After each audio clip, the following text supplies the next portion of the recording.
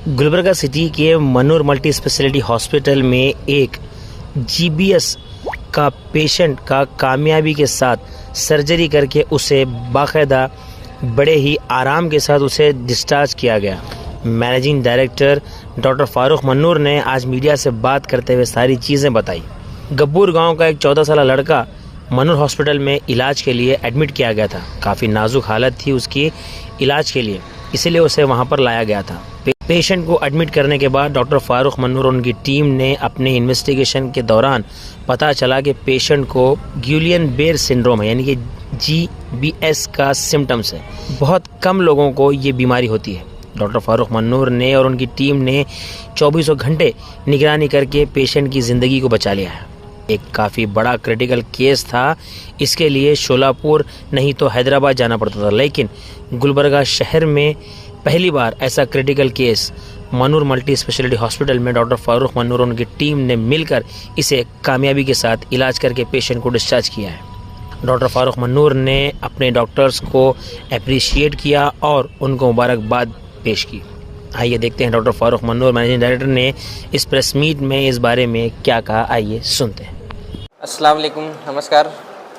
आज मनूर हॉस्पिटल में जो प्रेस मीट है, एक ऐसे रेयर डिसीज़ गुइलेन बेरे सिंड्रोम, ये early diagnosis with in 24 hours Manur hospital में डायग्नोसिस हुआ है एंड पेशेंट की रिकवरी बहुत अच्छी तरीके से हुआ है। एक सक्सेसफुल जर्नी पेशेंट का जो डे 1 से लेके आज डे ऑफ डिस्चार्ज है, उसकी एक कहानी है। 1 लाख लोगों में एक शख्स को होता है ये गुइलेन बेरे डिसीज़। इसका डायग्नोसिस ही वेरी रेयर होता है, क्योंकि ये टेस्ट कर दिया तो पता चल गया, ऐसा नहीं रहता है। ये इसमें मेजर 70 to 80% क्लिनिकल डायग्नोसिस रहता है, मतलब कि डॉक्टर को चेक करना होता है। जैसे पहले बताते थे कि नाड़ी पकड़कर देखने से पता चलता है, तो उस तरीके का ये डिसीज़ है कि you have to do a clinical diagnosis कि पेशेंट को जो है ना क्या सिम्टम्स आ रहे हैं, क्या साइंस हैं, you have to identify and you have to predict your diagnosis. तो 70% पेशेंट्स में क्लिनिकल डायग्नोसिस से ही जो है पता चलता है। उसके बाद एक CSF एनालिसिस होता है, फिर एक नर्व कंडक्शन स्टडी होता है, उसके बाद जाकर पता चलता है कि हाँ ये गुइलेन बेरे डिसीज़ है। क्योंकि ये ज़्यादातर कॉमन नहीं है, तो जो है ना इसका डायग्नोसिस भी इतना इजीली नहीं होता है। एंड इसमें बेसिकली गुइलेन बेरे सिंड्रोम में पैरालिसिस हो जाता है, दोनों पैर दोनों हाथ वर्क नहीं करते हैं, रेस्पिरेटरी मसल्स भी जो है ना पैरालिसिस होकर जो है ना पेशेंट वेंटिलेटर पर जाता है। तो जब पैरालिसिस होता है तो लोगों को लगता है कि क्या बच्चा गिरा था, क्या कोई मारे थे। एंड पीडियाट्रिक में यूजुअली ये रेयर है। ये 14 ईयर्स का बच्चा है, गब्बूर गांव का। तो this was a very challenging case for our hospital and अल्हम्दुलिल्लाह मनूर हॉस्पिटल के पूरे टीम ने जो है ना बहुत ही खूबी से इसको हैंडल किया है। डायग्नोसिस अर्ली किया है विद इन 24 आवर्स एंड जो है ना पेशेंट वेंटिलेटर से भी बाहर आके जो है ना आज हाथ के मूवमेंट्स भी कर रहा है।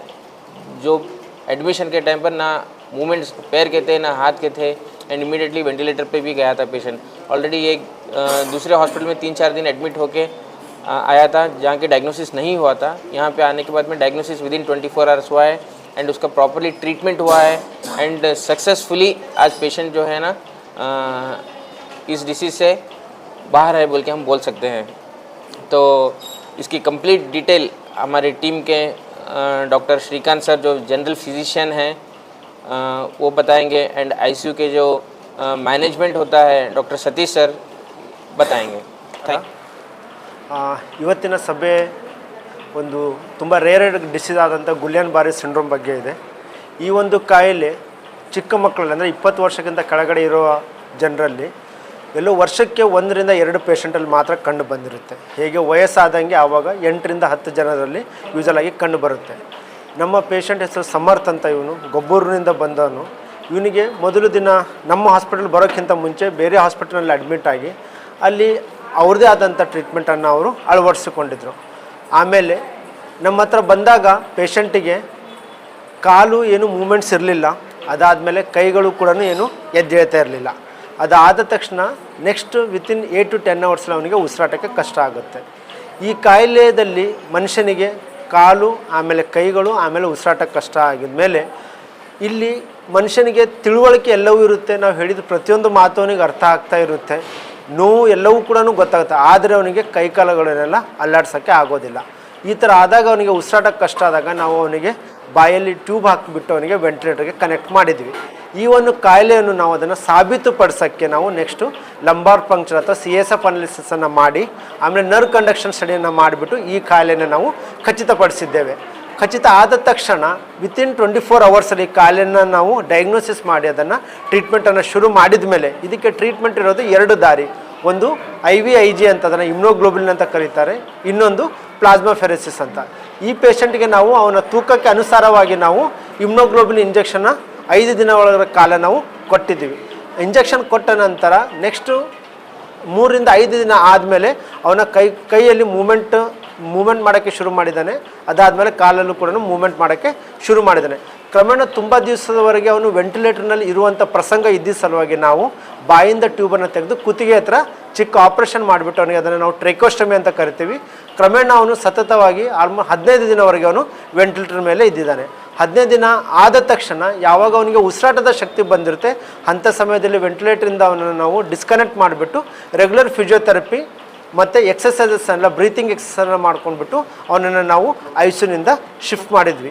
ಈ ಒಂದು ಕಾಯಿಲೆ ತುಂಬ ಕಡೆ ಎಲ್ಲ ಈ ಥರ ಅಪರೂಪದ ಕಾಯಿಲೆ ಬಂದಾಗ ಅದನ್ನು ಯೂಶಲಾಗಿ ಹೈಯರ್ ಸೆಂಟರ್ ಅಂದರೆ ಬೆಂಗಳೂರು, ಹೈದರಾಬಾದ್, ಸೊಲಪುರ ಅಂತ ನಾನಾ ಕಡೆ ಅದನ್ನು ರೆಫರ್ ಮಾಡ್ತಾರೆ. ಆದರೆ ನಮ್ಮ ಹಾಸ್ಪಿಟಲ್ನಲ್ಲಿ ಎಲ್ಲ ವೈದ್ಯರ ತಂಡದಿಂದ ವಿತಿನ್ 24 ಅವರ್ಸ್ ಅದನ್ನು ಡಯಾಗ್ನೋಸಿಸ್ ಮಾಡಿ ಅದನ್ನು ಇಂಜೆಕ್ಷನ್ಸ್ ಎಲ್ಲ ಕೊಟ್ಬಿಟ್ಟು ಇವಾಗ ಆ ಪೇಷಂಟ್ 14 ವರ್ಷ ಯುವಕ ಇಂಥ ಚಿಕ್ಕ ವಯಸ್ಸಲ್ಲಿ ಕಾಯಿಲೆ ಬಂದಾಗ ಅದನ್ನೆಲ್ಲ ಸರಿಪಡಿಸ್ಬಿಟ್ಟು ಅವನು ಮುಂದಿನ ಜೀವನಕ್ಕೆ ಆಗುವಂಥ ಎಲ್ಲವೂ ಆಸೆಗಳನ್ನು ಪೂರೈಸ್ಕೊಳ್ಳೋ ಥರ ಅದನ್ನು ಟ್ರೀಟ್ಮೆಂಟ್ ಮಾಡಿಬಿಟ್ಟು ಮುಂದುವರಿಸಿದ್ವಿ.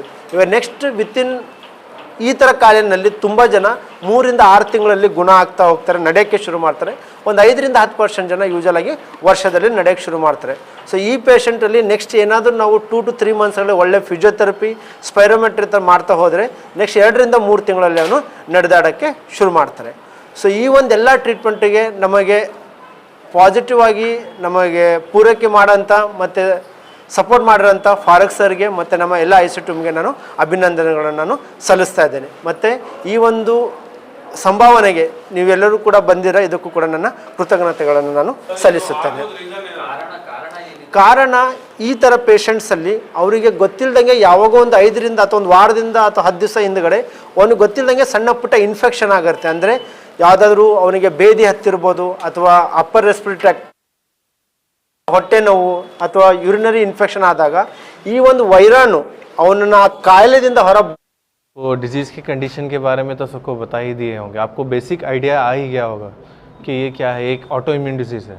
ऑटो इम्यून डिजीज़ का मतलब क्या है, बॉडी की जो इम्यूनिटी पावर है, जो वाइट ब्लड सेल और जो एंटीबॉडीज़ जो फॉर्म होते हैं इन्फेक्शन से लड़ने के लिए, वो खुद ही के न्यूरॉन्स को मतलब नर्व्स को डैमेज करना शुरू कर देते हैं. क्यों करते हैं ये, जब इन्फेक्शन होता है पेशेंट को, वो बैक्टीरिया हो या वायरस से जो है नर्व्स के अराउंड पर जो कुछ सेक्रीट करते हैं उसको ये समझते हैं कि ये फॉरेन बॉडी है, इसको डिस्ट्रॉय करो. लेकिन क्या होता है, बॉडी के ही खुद के नर्व्स डैमेज होना शुरू हो जाता है, जिसके वजह से इंसान की ताकत ख़त्म हो जाती है. स्पेशली ये नीचे से शुरू होते आता है और ऊपर की तरफ जाता है. जो हमारे पास पेशेंट था समर 14 साल का जो लड़का था, जब हमारे पास प्रेजेंट किया बच्चा, पैरों में कोई ताकत नहीं थी, हाथों में बहुत कम ताकत थी, बात तक करने नहीं आ रहा था, निगलने नहीं आ रहा था, गर्दन उठाने के लिए भी तकलीफ़ होना बढ़ रही थी सांस के तकलीफ़ के साथ साथ. तो हम जब उनको वेंटिलेटर पर लिए थे, ऐसे बीमारी में क्या होता है, टाइम और थोड़ा डिले हो जाए तो फिर सांस लेने नहीं आकर पेशेंट की जान भी जा सकती है. तो अच्छा हुआ कि इस टाइम विंडो में आए हमारे पास, हम वेंटिलेटर पर डाले. लेकिन हमको मालूम था कि ये ट्रीटमेंट 1-2 दिन का नहीं, ये लंबा है. समझ लीजिए 6 महीने तक भी पेशेंट को रिकवरी या उससे ज़्यादा भी लग सकता है इसकी ताकत वापस आने के लिए. Despite all the treatment, despite all possible treatments, the course of the duration of the disease is very long. तो हमारा फर्स्ट गोल क्या था, पेशेंट को वेंटिलेटर से बाहर लाएं. एक बार पेशेंट वेंटिलेटर से बाहर आ जाए तो हम उसको फिर वार्ड से फिर घर को या रिहैब सेंटर फिजियोथेरेपी के लिए शिफ्ट कर सकते हैं. उससे क्या है, पेशेंट का रिस्क बहुत कम हो जाता है. फर्स्ट वीक हमारे लिए बहुत चैलेंजिंग था, जब पेशेंट के पास कुछ भी पावर नहीं था, उंगली हिलाने की ताकत, despite the medication. 5 days 1 week के बाद ग्रेजुअली इम्प्रूवमेंट आना शुरू हुआ. तब हमें लगा जब 1 वीक तक हम मुंह में पाइप रखकर वेंटिलेटर पर रखते हैं, उससे ज़्यादा रखने से क्या होता है, यहाँ पर प्रॉब्लम होना शुरू हो जाता है. जो विंड पाइप है वहाँ पर सिकुड़ना शुरू हो जाता है। इसीलिए हम क्या करते हैं, ये ट्रेकियोस्टोमी प्रोसीजर करते हैं। ट्रेकियोस्टोमी में हम ज़्यादा टाइम तक वेंटिलेटर पर पेशेंट रख सकते हैं। उस टाइम हमें आइडिया नहीं था कि और कितना टाइम जाएगा, तो हमने ट्रेकियोस्टोमी की न्यूरोसर्जन ने यहाँ पर सर्जरी करके छोटा सा ट्यूब, वही ट्यूब छोटा सा यहाँ पर रहता है, उससे फिर वेंटिलेटर पर रखें।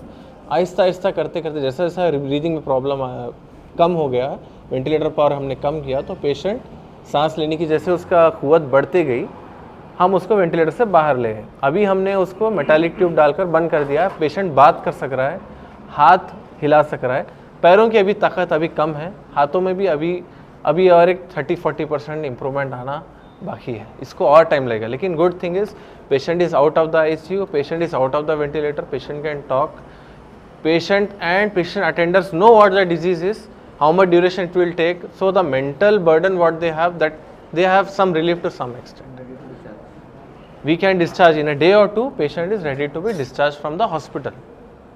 उसके बाद फिजियोथेरेपी, न्यूट्रिशन जो भी है उनको बताया जाएगा, उनको और रेगुलर फॉलोअप हमारे पास करता है। Good afternoon everyone. Myself Dr. Satish. I did MBBS, MD and DRMD in critical care medicine. आपको ये क्रिटिकल केयर मेडिसिन मतलब ये ICU में पेशेंट जब आया था तब उनको हाथ पैर में कुछ नहीं चल रहा था, उनका पावर नहीं था। उसके बाद उनको सांस लेने में दिक्कत हो रहा था, तो फिर हम लोग ने वेंटिलेटर में डाल दिया उनको। वेंटिलेटर में डालने के बाद जो वेंटिलेटर का जो डालने के बाद उनको ऐसा लंग्स में इन्फेक्शन होने का चांसेस ज़्यादा रहता है, और जो कैथेटर वगैरह डालते हैं उनका यूरिन का इन्फेक्शन वगैरह होने का चांसेस ज़्यादा रहता है। तो फिर हम लोग एक प्रोटोकॉल के हिसाब से उनको ट्रीटमेंट दिया है उसने, और जो भी इन्फेक्शन वगैरह होने के लिए चांसेस नहीं हुआ उनको। और जब भी पेशेंट कुछ मुंह नहीं हो रहा था, ऐसा कुछ नहीं हो रहा है, तो उनको पौष्टिक आहार देना पड़ता है। वो हम लोग ने उनको अच्छे से उनका न्यूट्रिशन वगैरह मेंटेन किया है। और उसके बाद जब हाथ पैर वगैरह मूवमेंट नहीं होता है तो बेड सोर वगैरह होने का भी चांसेस ज़्यादा रहता है इसमें। तो फिर ये प्रोलॉन्ग जैसा उनका कंडीशन 15 डेज से भी ज़्यादा है तो बेड सोर होने का चांसेस ज़्यादा रहता है। उनको हम लोग ने इतना केयर किया है कि उनको अभी बेड सोर वगैरह भी कुछ नहीं है पेशेंट को। फिजियोथेरेपी डेली कंटिन्यूस करने के बाद उनका हाथ पैर में वगैरह मूवमेंट वगैरह है। अभी अपर लिम तो 5/5 पावर है उनका, और नेक्स्ट जो लोअर लिम का है वो धीरे धीरे से up to 2 months to 4 months तो लगेगा उनको टाइम चलने के लिए, फुल पावर आने के लिए। तो फिर उनका जो न्यूट्रिशन है वो तो हम लोग कंटिन्यूसली उनको ओरली भी दे सकते हैं। अभी एक 1 वीक के बाद उनको ओरली भी अलाउ कर सकते हैं उनको। अभी ओवरऑल पेशेंट का जो प्रोग्रेशन है वो पॉजिटिव साइड में है उनका।